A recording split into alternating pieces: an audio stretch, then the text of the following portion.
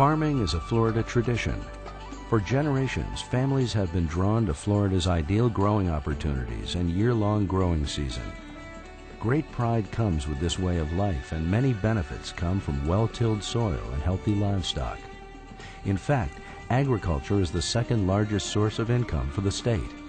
And we also see benefits close to home, as our farmers provide our families with food and fiber. But our thriving agricultural tradition has not come without a price. Animal waste and fertilizers contain nutrients, such as nitrogen, and an excess of these nutrients can upset the balance of our environment. The thirsty ground in Florida quickly soaks up water that falls to earth. Although plants soak up some water and absorb some of the nutrients, much of the water, along with nutrients and other contaminants, continues to percolate down through tiny spaces between soil particles. This water eventually saturates the underlying limestone like a soaking wet sponge. As water travels through air and soil, it picks up carbon dioxide and naturally becomes mildly acidic. It slowly dissolves the porous limestone of Florida, enlarging small cracks and fissures in the rock. Over long periods of time, those tiny voids can expand into vast underground caves. Hidden from our view, these subterranean networks carry the water and the pollution to our springs. The springs bubble up from the earth, spilling the water and the pollutants into the rivers and on down to the river estuaries.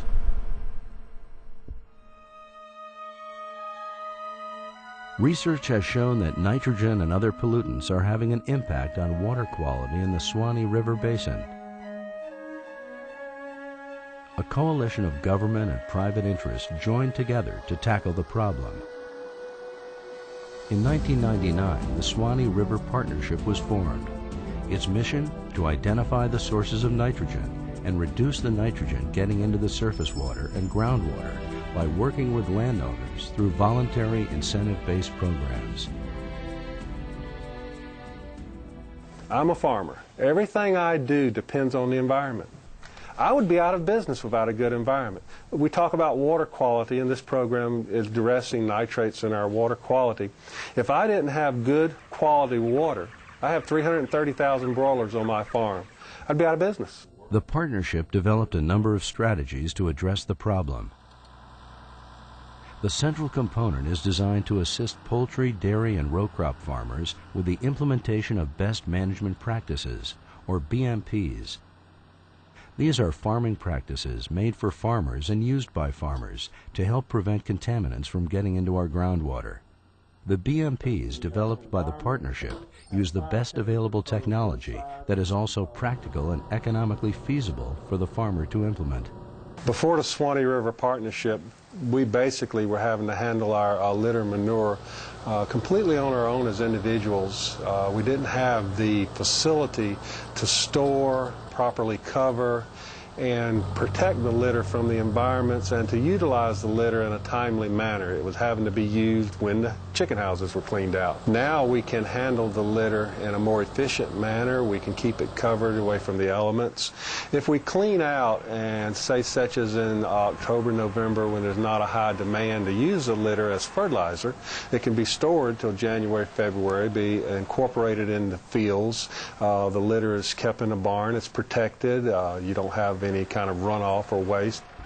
The barns that are constructed to store the litter are also used to compost dead birds. Before BMPs, dead birds were typically buried in the ground. Best management practices for poultry operations include using the litter and compost as fertilizer on crops, spread at rates that allow plants to take up the nutrients before they percolate down into the groundwater. The Suwannee River Partnership is a cooperative effort. Partnership agencies and the farmer make substantial financial commitments. Cost-sharing incentives have been provided to assist the farmers with what are some very costly waste management alternatives. And I understand that if you're in business, the business ought to support the cost of what you do. But at the same time, we're trying to clean up the whole environment and keep the environment clean in the Suwannee River Basin. Well, that affects everybody who wants to use the Suwannee River. That affects all our tourists. That affects everybody that comes in. So because of that cost share, everybody benefits, not just the farmer. For the dairy farmer, the price tag to implement best management practices can add up to hundreds of thousands of dollars. The advantage of having this is I've got cost share for it, and it's going to hopefully keep me in business, you know. The concrete containment pond here was, I think that would be one of the main part of it, and it was the biggest part of the budget for this operation. I would highly recommend that any dairymen that are cautious and maybe undecided about what direction that they wanted to go, is this is a golden opportunity. Dairy cows used to spend most of their time in the fields. Any waste that was deposited at barns or the milking parlor was flushed into earthen lagoons, where it was stored until it was sprayed on crops in the fields. In order to more efficiently handle the waste that cows create, best management practices for dairy operations include the use of cooling barns. The cows come into the barns to eat and get cooled off. Waste from the barn is flushed out and into a solid separator, from which it is removed to a drying bin. The liquid moves on into a concrete-lined lagoon where the waste does not come into contact with the soil beneath it. From the lagoon, the effluent is sprayed onto crops at a rate that allows the plants to utilize the nitrogen content. This benefits the environment and the farmer, who can make best use of these nutrients as fertilizer for his crops. The use of a cooling barn as part of the waste management system can also bring benefits to the farmer with increased milk production and improved health of the animals.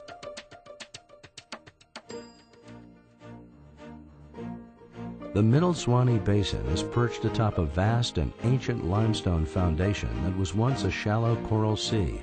Laid down over millions of years, the skeletal remains of sea creatures were compacted into rock that is now riddled with caves, pathways for the nutrients to find their way to the springs, rivers, estuaries, and our drinking water. We are all accountable for the current state of our water. It's not just agriculture. Farmers understand that protecting the watersheds that recharge our aquifer is one of the best ways to preserve water quality and their way of life.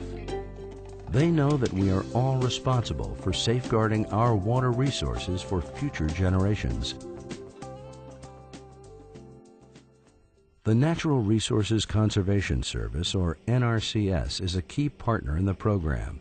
When a farmer signs on to the partnership, NRCS works directly with the farmer to design the best way to implement the BMPs. BMPs are made possible because of cost-share funds made available from the NRCS and other partnership agencies. Well, first of all, the farmer will contact me by calling my office in the local field office, and I would come out and meet with him and look at his operation. We get with the farmer and we do a plan, and this plan includes the structures that need to be installed, the best management practices that we need to incorporate along with these structures, and we fit this operation to the farmer's needs to make sure that this is something that's going to be economical for him. Row crop farmers are striving to manage their use of nutrients too. Using fertilizer at rates that optimize uptake by the plants benefits the environment by reducing nitrogen and benefits the farmer by reducing the amount of fertilizer he has to buy. BMPs are designed for different specific crops. It's certainly not a one-shoe-fits-all scenario. Some crops take up nitrates so much faster. Now, used to, we just take our chicken litter and we just put it out on the farm. We didn't know what we were doing. We didn't have it analyzed to know what the actual nutrients of it was, how much we needed to put. A good crop to grow. But with the advent of a lot of new different types of grasses and new different crops of silage type crops, the knowledge of the content of the byproducts of animal production especially, we can just tailor it. We can just tailor it and put exactly what we need. Irrigation management also helps both the farmer and the environment. Using less water, upgrading equipment, and proper irrigation scheduling saves the farmer water and money. We want to head off the regulatory side of agriculture in North Florida. We do not want our government coming out and telling us what we will do and what we won't do. We want to be a partner with our government in helping us do what is right. And we want to do what is right based on good science, good technology, and the very latest information that we have to develop our best management practices. To ensure that BMPs are based on solid principles that can really make a difference in reducing nitrogen, the partnership obtained an Environmental Protection Agency Section 319 grant from the Florida DEP to conduct a demonstration project. The purpose is to evaluate the effectiveness of the best management practices for agricultural operations in the Middle Suwannee River Basin. On selected dairy, poultry, and row crop farms, the nitrogen content of the soil and the water is being monitored before, during, and after implementation of the BMPs. Partnership scientists from the Institute of Food and Agricultural Sciences, or IFAS, at the University of Florida conduct the research. Another partner, Suwannee River Resource Conservation and Development Council, uses a mobile irrigation lab to determine the most efficient schedule and rates to apply both water and fertilizer on different row crops. We agreed to participate for 5 years, dedicating one irrigation system for them to use and test as they saw fit to get some answers to groundwater contamination, if that were happening and such. We were to farm pretty much as we have in the past. I think they wanted to get a real farm situation, and then at the same time they wanted to use some of their best management practices side by side with ours. I think it's been a very, very positive approach. I think we'll end up solving problems a lot faster, and I think it'll be a lot less hard feelings, with this approach here. At that particular time, I was working with Gold Kiss, and they asked for volunteers to go with this program. And so we volunteered. Wells don't bother us a bit in the world. They come up here at 7 o'clock in the morning, and by noon they're gone. They collect their samples and close all the gates, don't run over any calves or anything like that. Traditional regulatory approaches typically focused on only the largest of farms, leaving the many smaller operations out of the process. The Suwannee River Partnership seeks to include farms of all sizes, where each farmer will have the opportunity to make significant changes. Employing the voluntary approach has led to widespread implementation of BMPs. The majority of the poultry and dairy farms in the Middle Suwannee River Basin have signed on to the partnership, basically implementing the same practices that would be required by regulation. If anyone in a government agency can validate their research and show us a better way of handling what we're doing, we would be the first to implement it. That's what a voluntary program is about. Taking research and using a straightforward, level-headed method of implementing it, and then evaluating the results, and if the results are working, keep moving in that direction. If they're not working, let's look for another way that it works, instead of just saying, okay, close up, go home. Once best management practices are implemented, the challenge is to maintain them properly.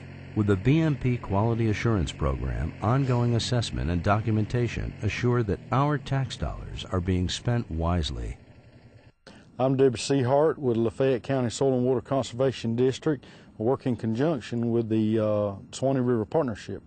I work with the farmers here in the Middle Suwannee. We help them with the BMPs, help them to maintain and do the things that their plans call for. A lot of our job is to help the farmers with their record keeping. As far as my role in with the partnership, I feel that working with the farmers, I know all the farmers in the area. I grew up and was raised in this area, and it helps me work with them because they feel like more comfortable working with someone that they've known for a long time. We can do things out on the farms that'll hopefully help the longevity of these farms.